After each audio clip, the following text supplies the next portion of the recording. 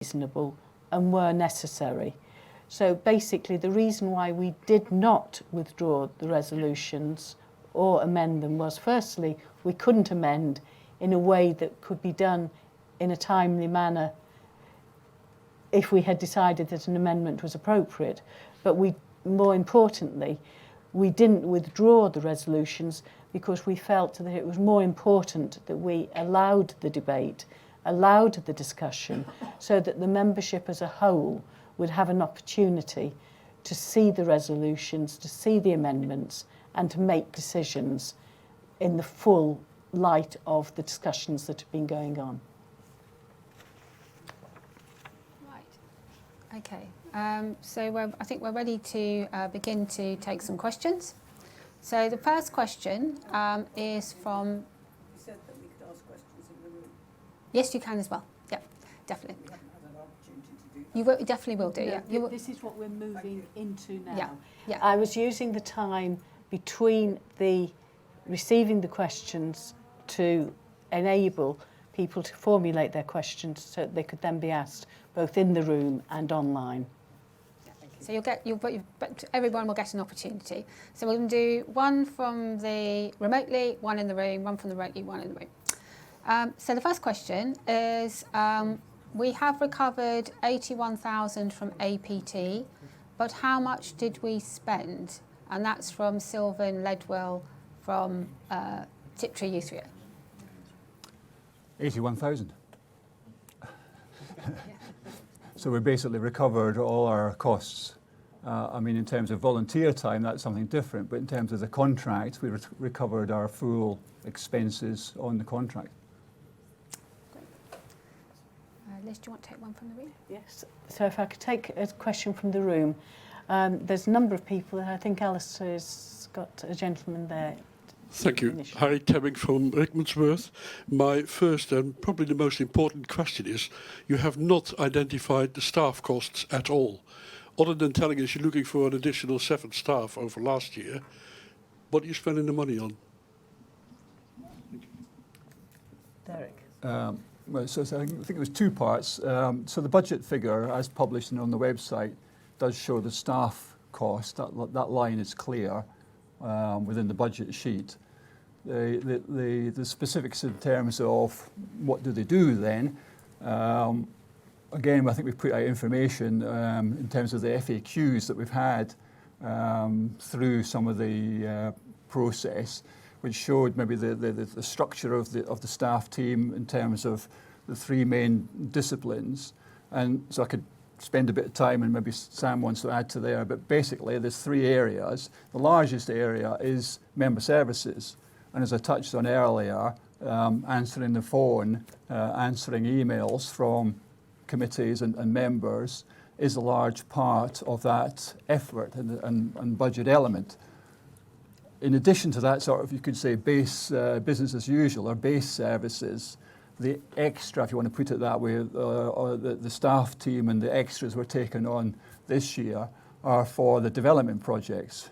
So before my time, 2 years ago, I think, we the membership agreed we would allocate or designate is the word, designate funds towards development. Nothing stands still. You know, some of our systems are starting to creak. So basically the other area that the staff will be working on is development. I'm sorry, I hear what you're saying now. That is exactly what you showed in your presentation. What you're not saying is how much money. Pounds and pence is what I'd like to know, please. Well, as I say, if you look up the budget sheet that's on the website, staff costs for this year, 1.1 million. For 17 staff? That's for all staff and staff associated costs.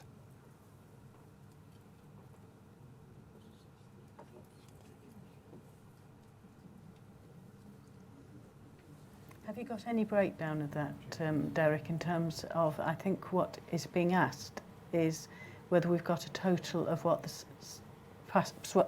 the could you be more specific about what it is you're actually wanting? Because I think we've got a figure there which is including a number of different elements, and I think you're looking for some detail on some of the more specifics. Thank you, Liz, for the opportunity to come back again. What I'd like to see, as is normal in lots of accounts that I know of, is to identify staff salary ranges and the total staff salary costs. You don't seem to reflect that at all. I certainly couldn't find it in your written paperwork.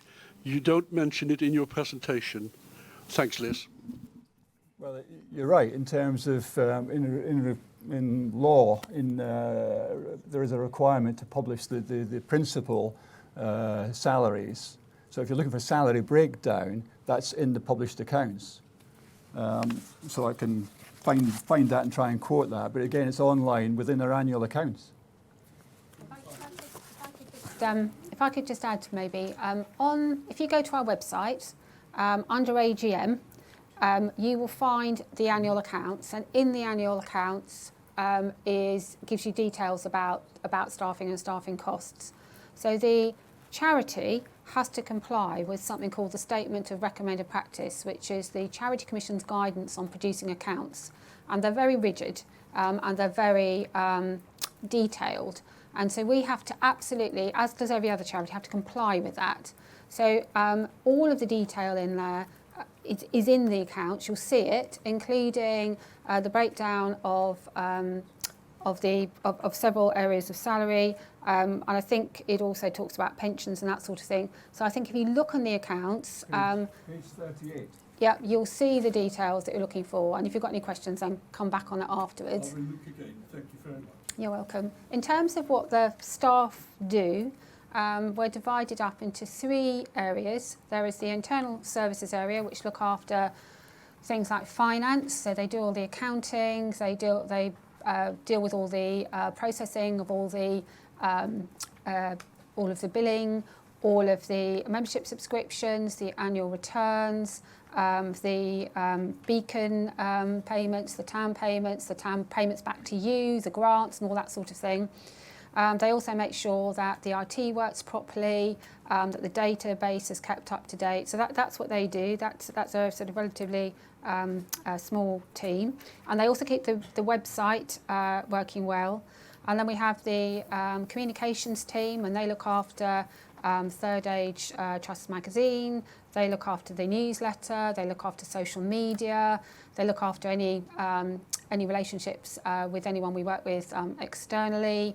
And they speak with you about concerns you have about communication, and anything you can think of to do with communication, they'll deal with. Again, that's sort of a smaller team. And the biggest team is the member services team, who deal with a full plethora of advice, as has already been explained. Also learning, so all the relationships with the subject advisors, with putting all the information learning online, on developing learning generally, on developing learning networks, on putting on particular national events that u3as want to participate in.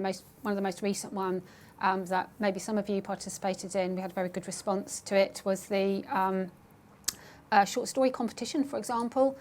So a whole range of those events.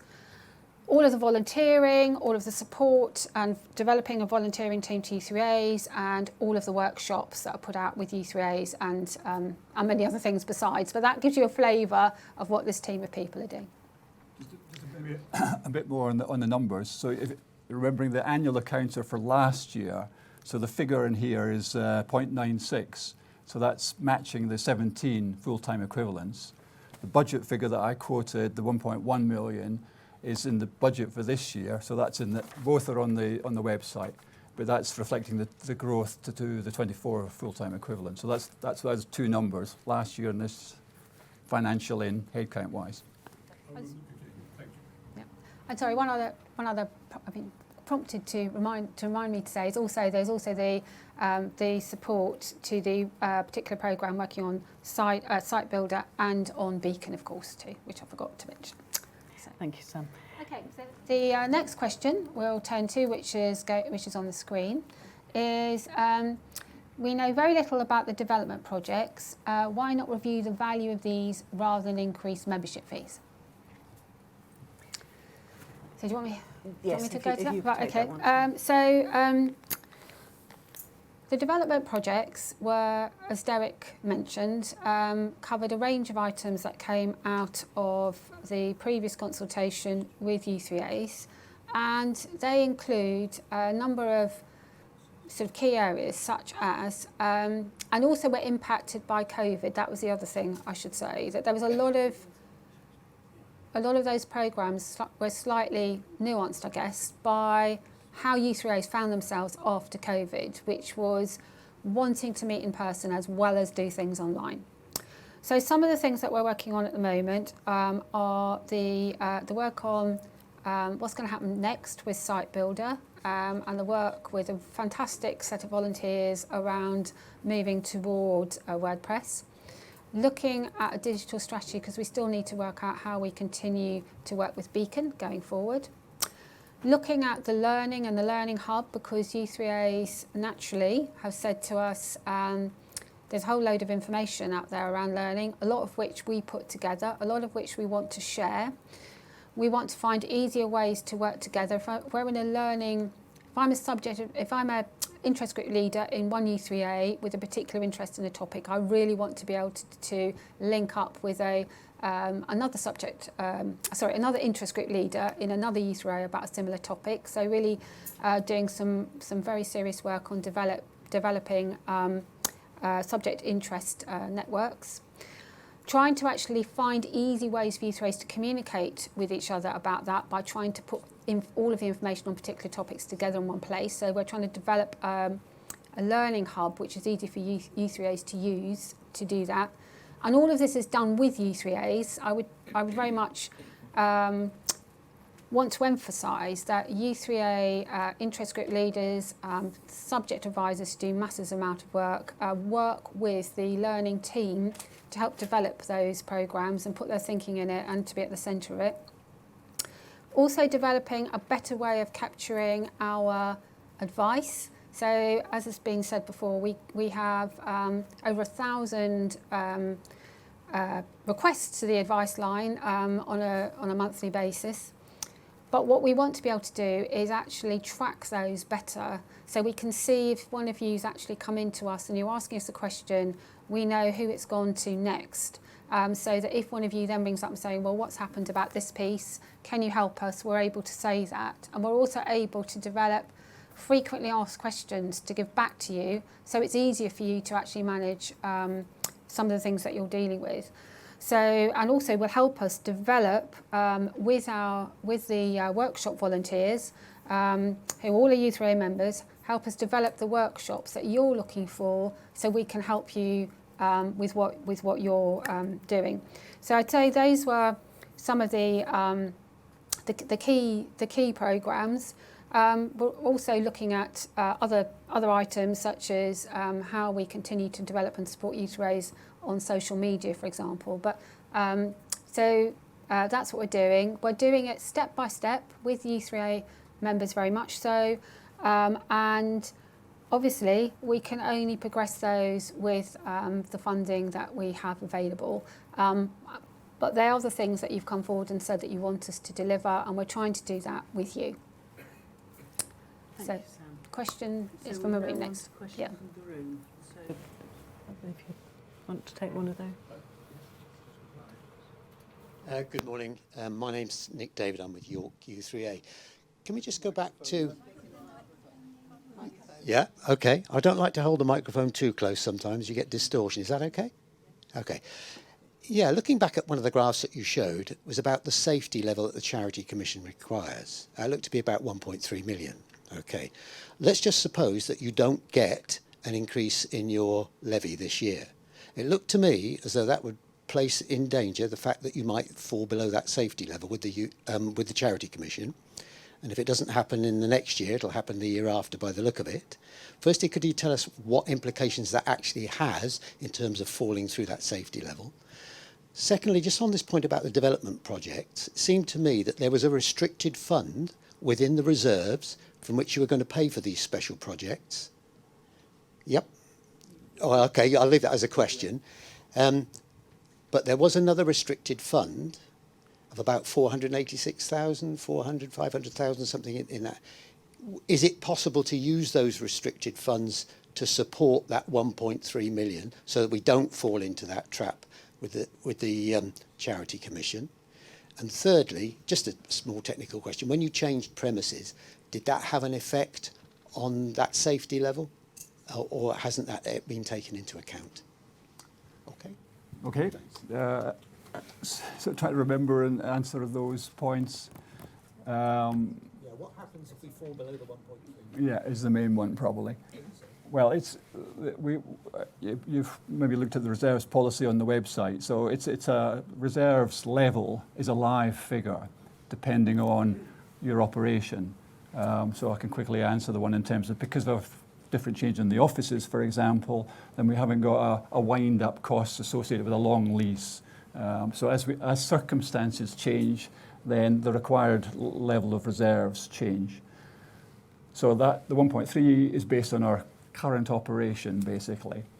If we didn't get an increase, our income, our expenditure effectively goes up because of inflation, and we start continually seeing deficits year in, then we have to cut back. So phones won't get answered or whatever, so we have to cut back. If we're cutting back, for example, in the staff levels again, then that staff and redundancy costs will get lower as well. So the actual figure, 1.3 isn't a fixed figure forever. It'll go up and down. I think one of them, maybe showed it going up actually, because potentially if we carry on expanding, we want the movement to expand. We want to offer more services. So if that was the scenario, there are only scenarios, then actually 1.3 would have to grow, which is, an even worse or bigger challenge. So but 1.3 is what we've got at the moment. So that's what we've got to make sure is covered by our current assets. So moving on to the makeup of all our assets.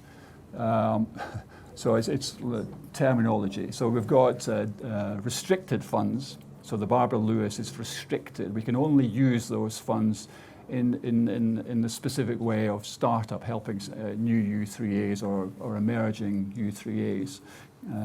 So that's restricted. That's not defined by us. That's defined by the donor, basically.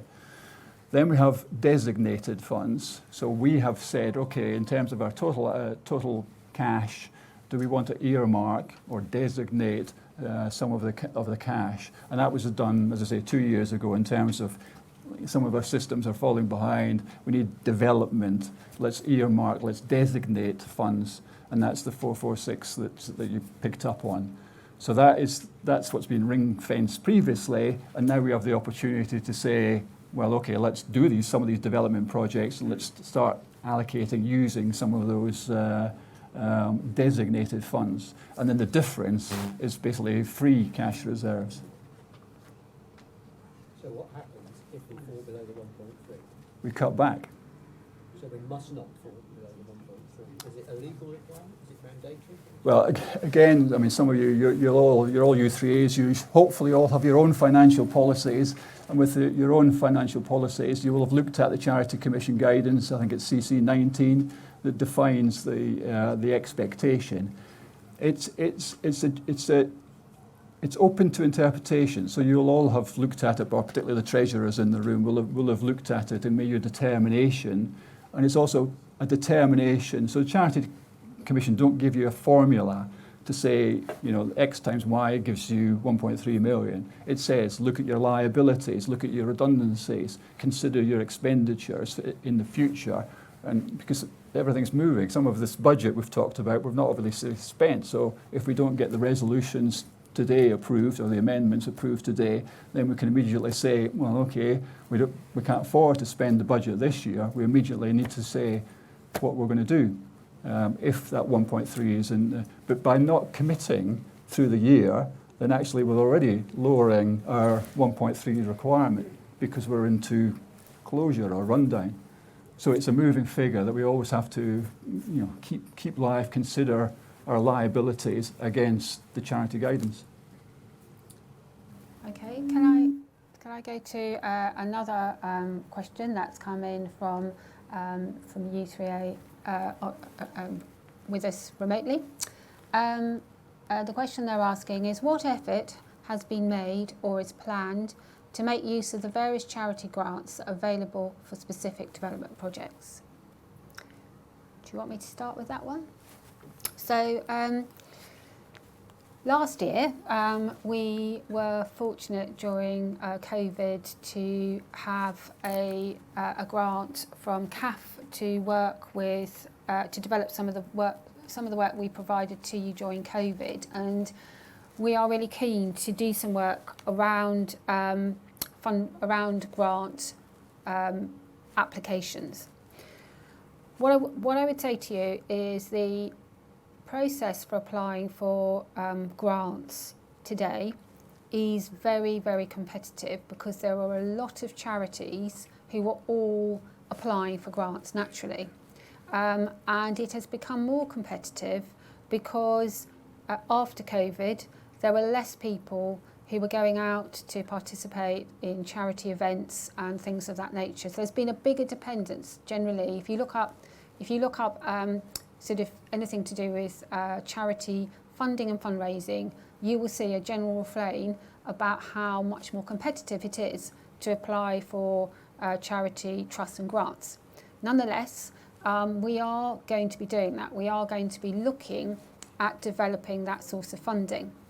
I know historically the Trust has been less keen about going down that road, because there is a view that potentially by applying for funds maybe you lose a degree of independence. However, as various people have pointed out, if you apply for a trust or grant, it is restricted, and it is restricted to the activity you are developing. So as long as actually you're applying for a grant that relates to what you're trying to do as an organisation, then that's all to the good. So we are doing that.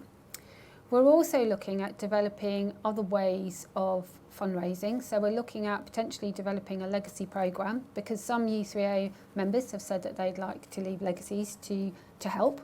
So that will be good, although developing legacy programmes takes a long time. So probably in 10 years' time, we may see some good results from a programme like that, but we should be doing that to protect the future.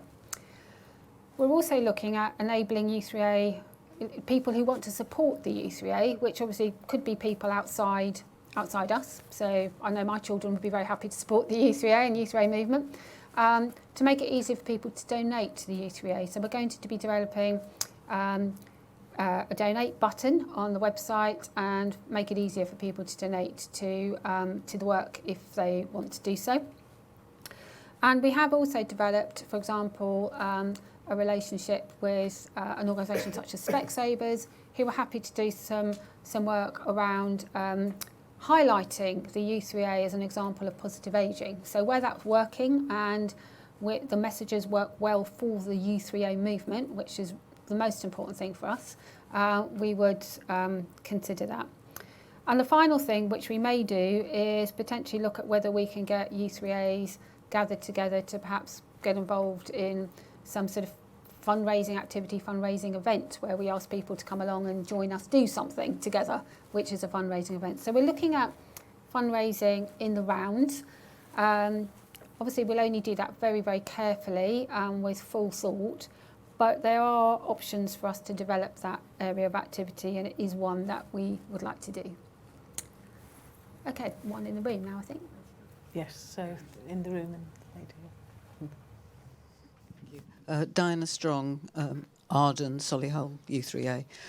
I appreciate the goodwill behind all the projects and the good intentions behind the projects, but I wonder, because this has been a debate that's been going on amongst u3as, the expenditure for that. Is this the time to be appointing 7 new staff, which is more than 30% of the existing staffing number, and a lot of projects, all of which can be justified, I understand that, but where's the prioritising coming in, given we're living in such uncertain times that are affecting the situation nationally as well as for each of us individually?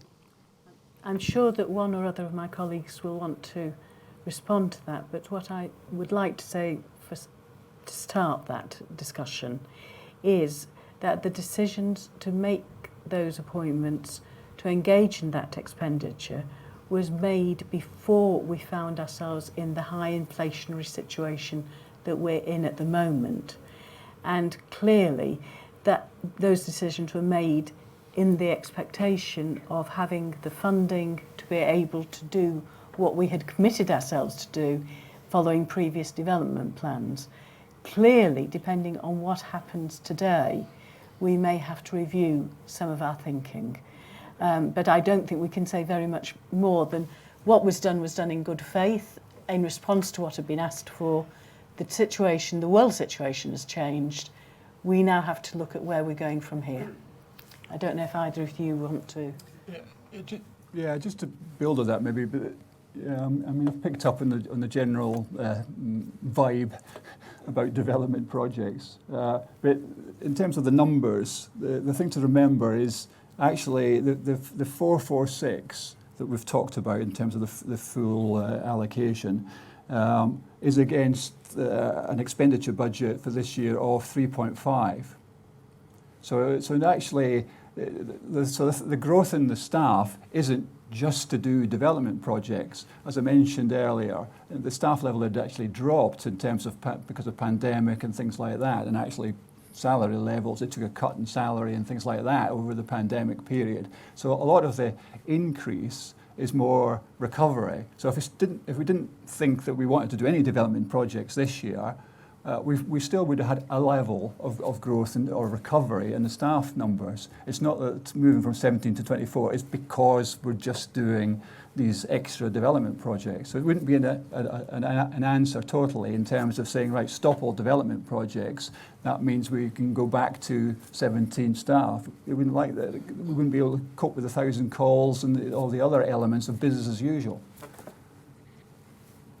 Yes, I would say that. So basically we have the level of demand on the trust from u3as is increasing and continues to increase, and we have to have people to respond to that. The trustees have a duty of responsibility as employers to make sure staff work within, the correct amount of time, and there is a massive demand on every member of staff that works for the trust, and that's why we use so many volunteers, because the demand's massive. And I think if you could put that into context of, there are 1,000 u3as, but those u3as are not 1,000 people, because there's lots of other people obviously sitting behind the u3as. So, for example, as we develop learning, as the demand has come out following the pandemic about the things that people want to do to enable people to participate, it means that people who are interest group leaders, of course, are going to phone or get involved with the trust because they're asking for advice, they're asking to get involved in things, they're asking how to do things, they want to give their ideas, they want their ideas shared. So all of that demand is coming through to the trust for people to say, either can you help us do something, or can you help us collaborate to do something?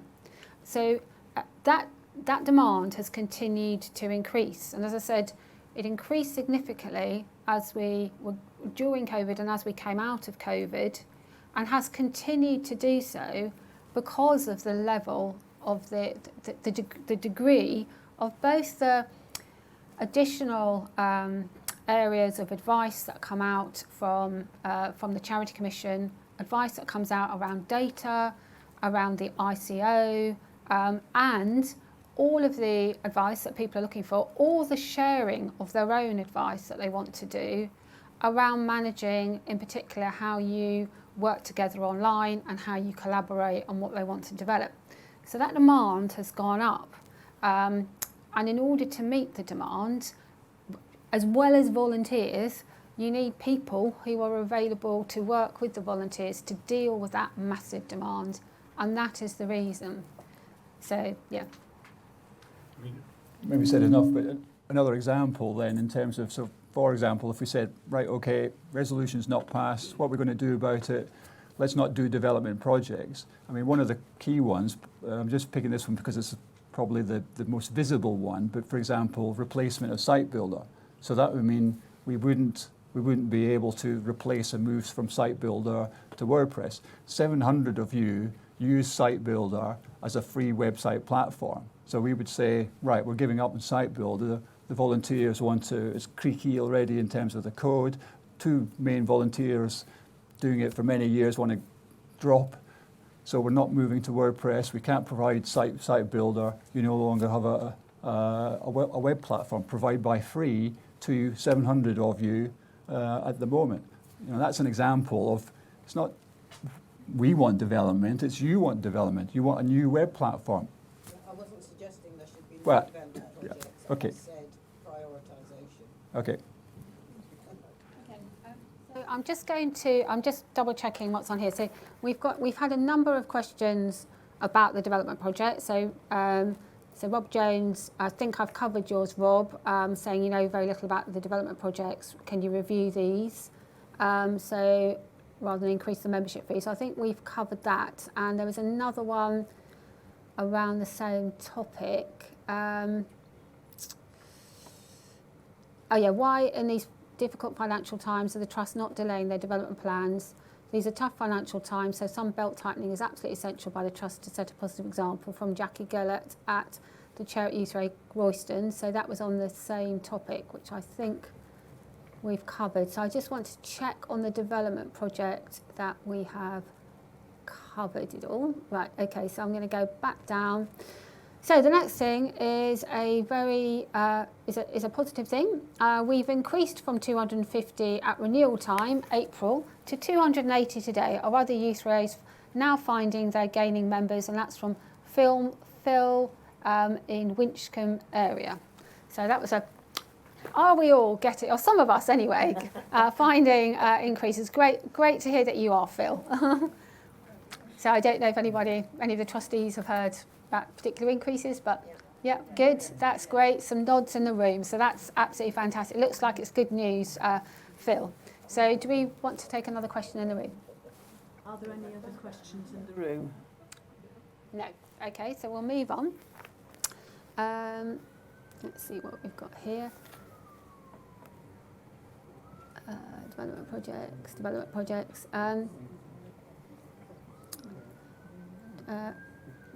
The projected costs for insurance and licences are up from 82,000 to 163,000. On what basis have you made that assessment? Sorry.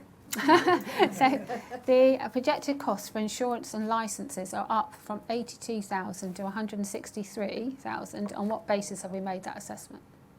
Well, it's not really an assessment. It's basically the market, the insurance market.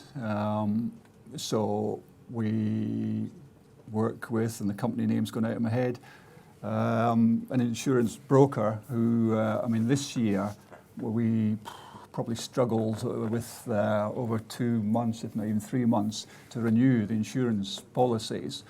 I mean, it's interesting in terms of working with the broker, the insurance broker, how the insurance market views u3a in terms of, we are seen as quite high risk. And that's not really to do with ageism or anything like that. It's the breadth of our activities that we actually do. So, you know, for an insurance company to offer insurance cover, they have to consider that breadth of risk. So the broker did a lot of effort in terms of, so some of the, can't remember the details now, but the basic cover we stuck with Aviva still, so eventually we got a best quote from them. But some of the others we had to switch company based on the market and the best deal on offer. So when we do that every year, so we are forced. We can't get a sort of 5-year plan or anything like that. Every year we have to go back to the market, and obviously that's why we use a broker that knows the market, knows us, and can sell us to those insurance companies to get us the best deal. Question is there a consideration of TAM going online so that all printing costs can be saved and the magazine becomes available to all members? I accept there's a cost to moving online, So the saving will not be the total of printing costs, and that is from Paul Bryce at Stanford, La Hope and District.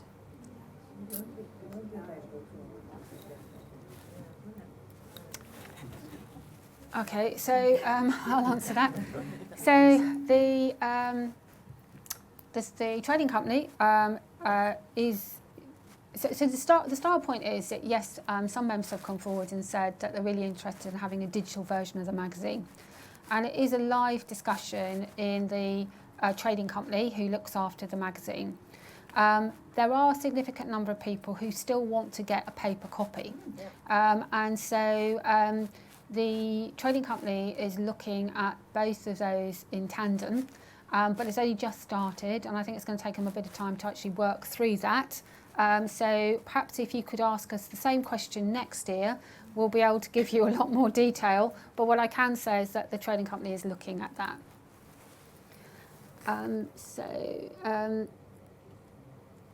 Let's have a look.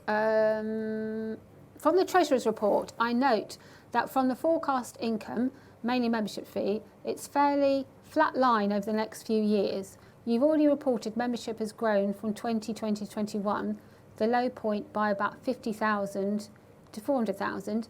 This does not seem to be reflected in the income numbers for 21-22 to 22-23. I understand it's flatlining, but cannot see the increase reflecting the post-pandemic numbers. Can you clarify? And that's from Marilyn Callender at West Perthshire. Yep, true. So the basis, the formula behind that straight line is 400,000. So it was a scenario in terms of an assumption in terms of where our membership figure is going to be. We are recovering, as I said, from 366. Currently, we're about 388,000. So we are recovering, but we haven't actually in this year. It doesn't look like we'll achieve the 400,000. So it's going to be more like next year that we get up to 400,000. So that is the straight line. Hopefully we won't stop there. As I said earlier, in terms of other scenarios, hopefully we'll get back up to 460,000. And then that projection would be wrong. But as a basis, yeah, you're right. We've just assumed 400,000. But we have to achieve that figure even. Thank you. Does the budget referred to in the presentation assume the subscription increases proposed by the board are going ahead? That's Jane from Tower Hamlets. No. No, Jane. No, they don't. Thank you. Why spend £250,000 on raising our profile? Local u3as are doing this anyway. From Victor at Milford on Sea, I think it is. So do you want me to start off with that?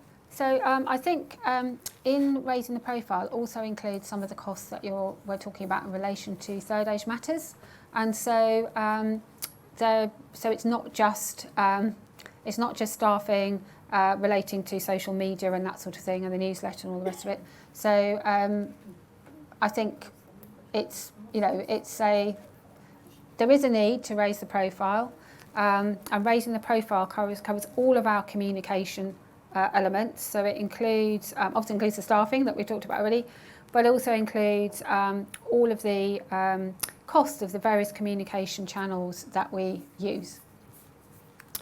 Could I just add to that one of the things that struck me in the reports we've been receiving back from people who've been talking about their u3a week activities, it's quite surprising how many are saying how shocked they've been when they've been talking to people that people do not know about the u3a. And it's if the central body, the Third Age Trust, is seeking to raise the profile nationally, then the aim of that is that when somebody says u3a, people will know what they're talking about. And yes, it is the job of the local, but it's also a task regionally and nationally, because we want the u3a to be a household name, not something which is one of the best kept secrets. Okay, so I think we've covered most of the questions that we have been asked, and if there's any more that comes in, you will get an answer to them. We'll collate them all together and we'll we'll send them out.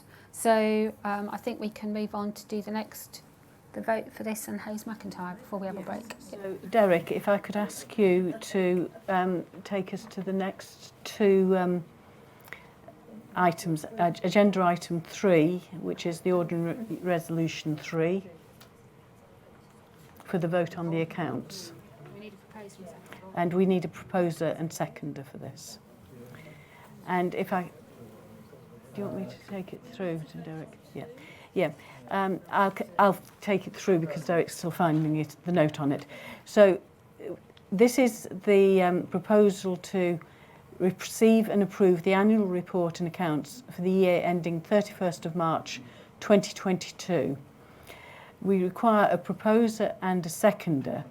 Please propose by writing the name of the u3a's voting representative and the name of your u3a in the question box. Or please second by writing the name of the u3a's voting representative and the name of your u3a in the question box. Once we get those names through, we will confirm that we've got a proposer and seconder, and then we can move on to the vote for that. So can we have a proposer? Just waiting for one to come through. So the proposer is Les Chandler from Settle District u3a. Perhaps we could have a seconder in the room. Yes. Is there a seconder in the room to accept the annual report and accounts? Is anybody in the room willing to do that? We've got a seconder actually up here. Yes, we've got a I've seconder. got. Right, lovely. Yes. Thank you, Nick. So who's that? David. Yes, York u3a. Nick David, York 3. Right. Okay. Right, let's go to the vote now. So, as a reminder, for those of you that are the registered person to vote from your AGM, from your u3a, I've got the wrong version here somehow, votes will appear to the right of the video under the Vote tab. When a vote begins, it will automatically switch to this tab. Alternatively, you can click on the Vote tab and wait for the votes to appear. Once a vote has begun, you will see the resolution being voted on. Simply select your voting choice from the options shown on the screen. The option you have clicked will highlight and other options will become greyed out. If you need to change your voting choice due to error, please click again on the option you wished to select. I now open the poll for you to cast your votes on item 3, isn't it? Item 3 on the agenda. Resolution 2, thank you. The slide reminds you how to cast your votes. I will keep this open for a few minutes to give us time to to solve any remaining problems with the voting system.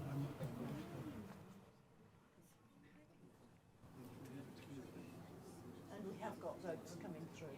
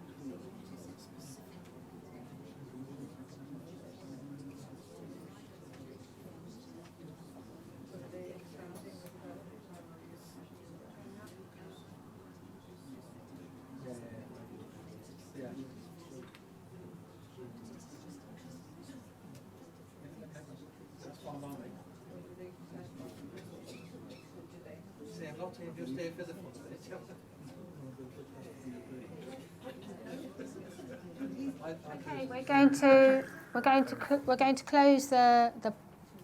close the poll now. So We have 791 U3As in favour, 791 votes in favour, 28 votes against and 82 abstentions. 82 votes. 82 votes. That's not 82 U3As, just to be clear. So, okay, so we can move on to the next item. Carried.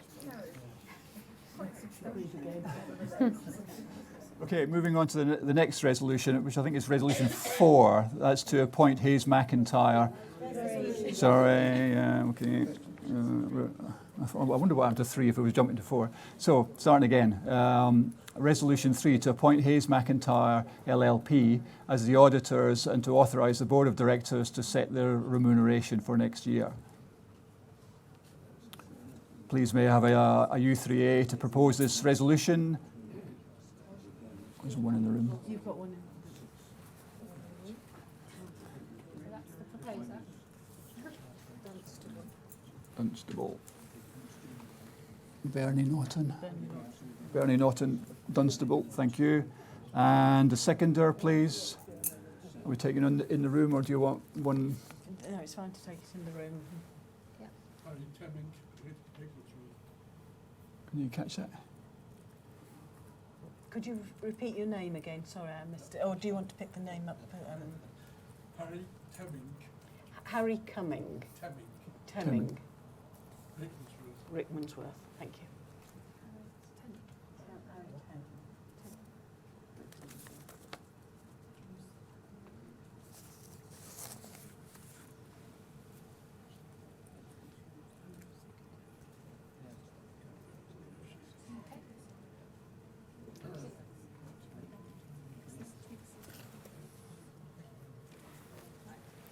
Thank you.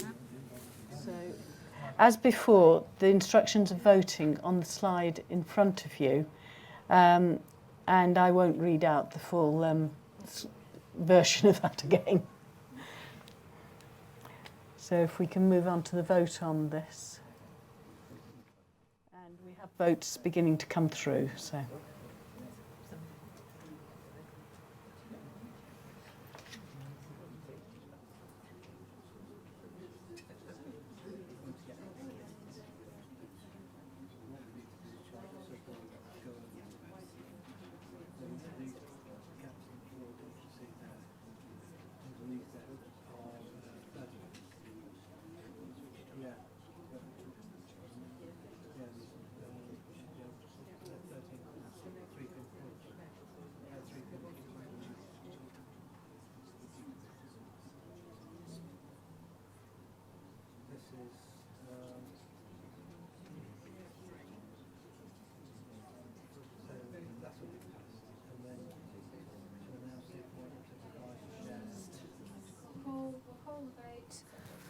So we've got 817 votes in favour, 824 votes in favour, 10 against and 65 who are abstaining. Therefore, the resolution is carried. Thank you. And it's now 1:15, so we will take that break that we promised you at 1:15. And if you'd like to be back in the room or back online at 1:45, please. Thank you very much.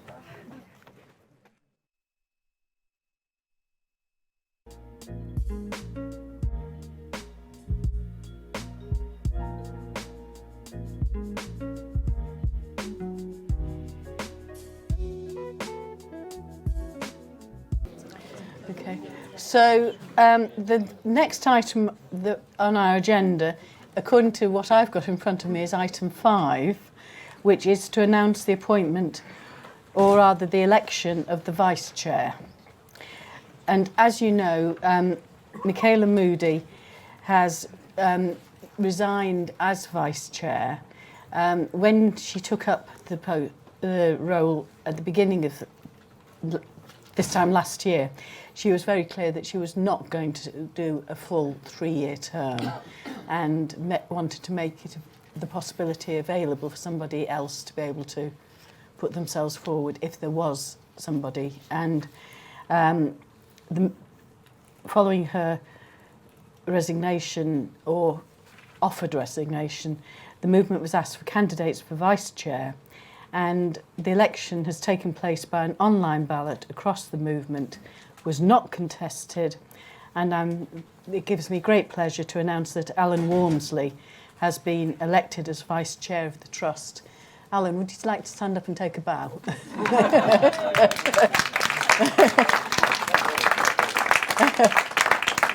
not sure whether it's congratulations or commiseration. You'll learn. And then we're going to move on to item 6, which is to announce the election of the trustees to serve as ordinary directors. And these elections have taken place again by online ballot and within each of the regions concerned, and none of the elections were contested. So, and I'm again going to ask people, when those that are present, I will ask. Valerie Cobain has been re-elected for a further year's term in line with the articles for Northern Ireland. Valerie? Right, now I'm not sure if Sandy is in the room or if she was earlier, but she is, great. So for North East, Sandy Rickaby has been re-elected for a further year's term in line with the articles as trustee for the North East.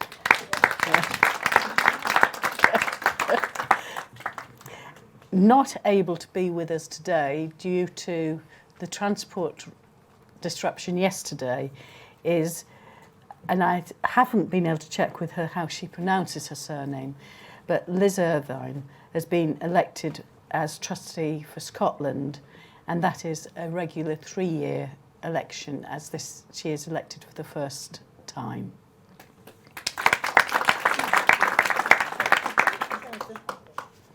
And Hilary Jones has been elected as trustee for Wales, and she also is not with us today. So I would like to, well, in theory, I would be welcoming the new trustees as it is. I'm saying, good to see you again, guys, to the trustees that are continuing in role. And we're now going to move on to show the slides of the u3as that are celebrating an anniversary this year. Each slide will be left on display for hopefully long enough for you to be able to read the words. I'm not going to attempt to read things out on the slides that you're going to be seeing. So firstly, we have got 3 new u3as to welcome into membership, and hopefully that is showing on the slide at the moment. Yeah. One of the problems we've got is that we've got computers in front of us, what they're showing us is not what's showing behind us. Do we clap them as well? Welcome and well done, yes. And then, well done to all our u3as who are celebrating 5 years.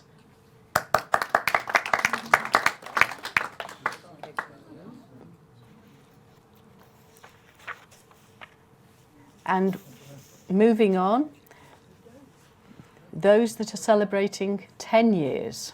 And we've got 2 slides here. So we'll leave one and then we'll move on to the other in a couple of seconds. So if we can move on to the slide 2 of the 10s. We've done it. Brilliant.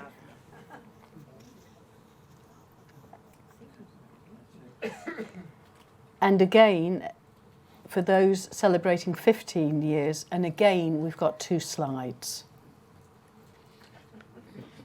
Go on, Derek.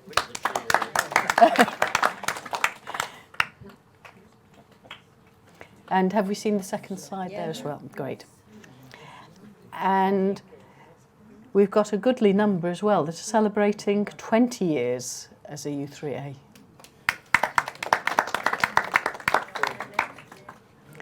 And it goes on. 25 years, the silver anniversary.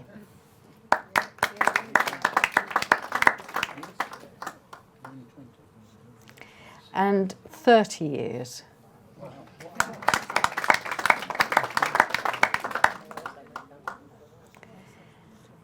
and 35 years.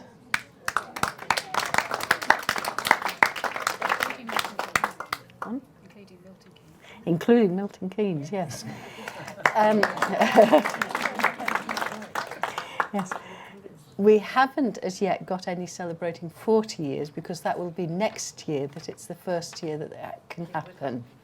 So it's quite astounding to look at the number of u3a's and how long they have been around. And apart from Milton Keynes, are there any other u3a's that saw their names up on the lists in the room? Great, that's good. Well done to all of you. So moving on to what I have got as agenda item 7, which I'm hoping is resolution 4. Have we got in sync? Good. So we're going to move on now to the vote on the special resolution to amend the Articles of Association of the Third Age Trust as detailed in the AGM Notice Resolution 4.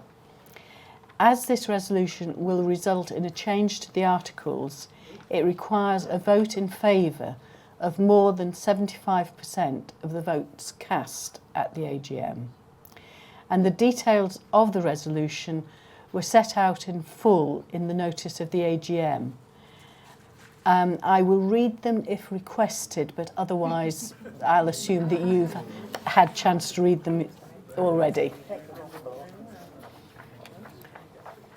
And given nobody's sort of jumping up and down and saying please read them, I'm going to move straight on, assuming that that's not necessary. So we're going to need a proposer and a seconder for those two, for that resolution, and we're going to so we're going to look online for the proposer and the seconder, and if you wish to propose, write the name of your u3a's voting representative and the name of your u3a in the question box. If you wish to second, write the name of your u3a's voting representative and the name of your u3a in the question box. We have Phil Hawthorne from Winchcombe u3a is proposing, and we have Ian Matthews from South Woodham Ferrers u3a who is the seconder. So the poll is now open. You all know how to vote, so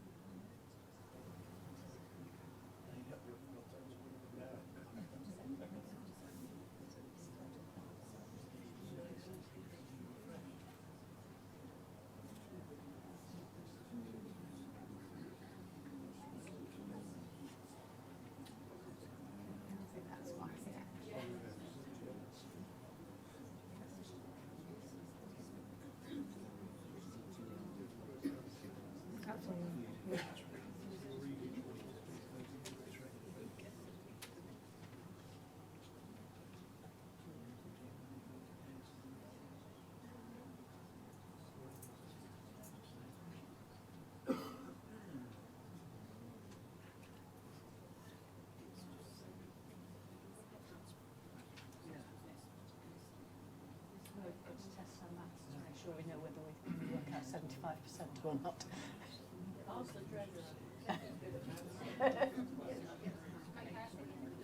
I think we'll hold it there. So we have in favour 744 votes, against 61 votes, abstain 100. So we've got 82% of the vote, so that's carried. Thank you.